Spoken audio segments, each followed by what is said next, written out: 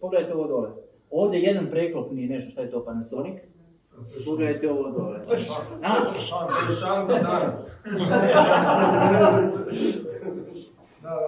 Znači, ljudi su se promijenili, mi smo se promijenili. Pogledajte sada sebe, ispred sebe, svi imate u džepu uređaj koji je po tehnološkim karakteristikama i kamera, i snimač, i mobitel, diktafon, i fotoaparat, i komunikacijsko sredstvo, koje je jače od vaših računala 50 godina. Fizički je doslovno jače što se tiče gigabajta, što se tiče apsolutno svega. Znači u jednom uređaju je cijela ta priča stala. I mi smo se promijenili, mi drugčije. Stalno smo spojeni na internet, možda će se stariji od vas sjećati što znači spojiti se na internet.